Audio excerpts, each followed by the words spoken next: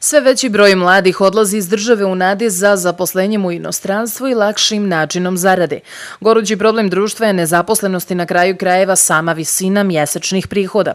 Direktor filijale Zavoda za zapošljavanje Republike Srpske u Bijeljini Siniša Kajmaković uvjerava da je Biro za zapošljavanje samo posrednik u čitavoj priči između radnika i poslodavca i da Zavod tu ne igra glavnu ulogu. Zavod za zapošljavanje je javna ustanova koja se bavi posredovanjem pri zapošljavanju i postoji jedna, da kažem, pogrešna percepcija da mi zapošljavamo, ljudi dolaze na biro i obraćaju se tražeći posao.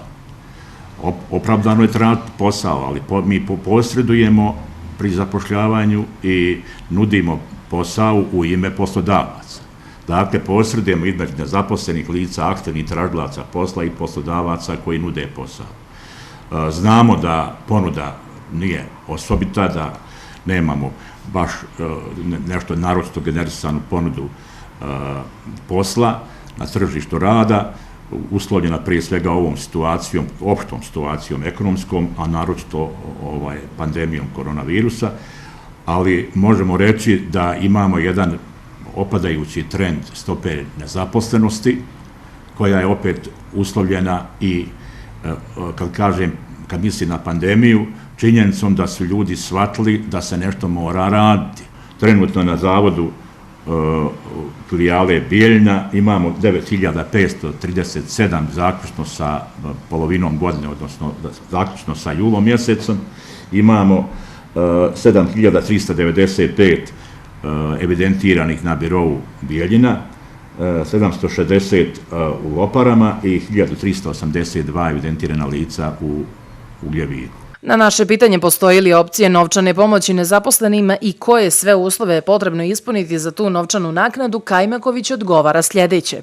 Postoji i drugi dio ljudi koji se vode na evidenciji iz drugih razloga, oni koji ostvaruju pravo na novčanu naknadu, oni koji su tu zbog različitih statusnih pitanja, jer bez našeg uvjerenja ili potvrde ne mogu ostvariti svoja prava.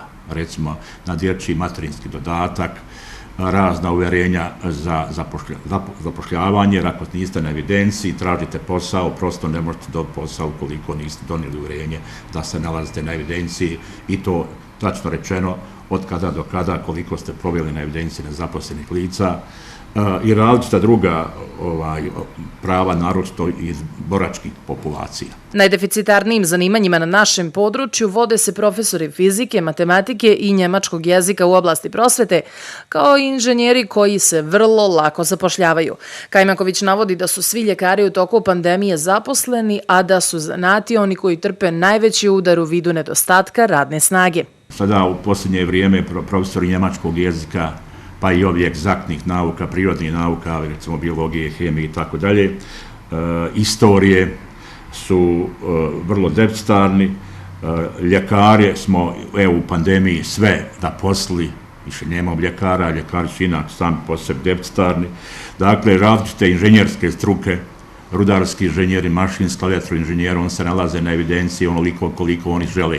Mjesec, 2 dana dok se malo odmore, uglavnom su tu poslodavci da ih pokupe što je moguće brže i onda dolaze različita zanimanja u oblasti ugostiteljstva, tu su poslaščari, burekdžije, dakle ono što pekari, a kad je u pitanju građevinska operativa koja je u ekspanziji, naročito ovdje, vi znate da je Bijeljina ogromno gradilište, tu su skoro sve te branše iz oblasti građevinske operative, rukovaoci različitih mašina, znači mehaničari kotlovskih postrojenja, fasaderi, moleri, asfalteri, bagerđije i tako dalje. Iako je trend odlaska iz zemlje u opadajućem stilu, situacija u državi i gradu je na vrlo nezavidnom nivou, te ne čudi što se sve veći broj ne samo mladih, već i građana u ozbiljnim godinama odlučuje da ide u inostranstvo trbuhom za kruhom.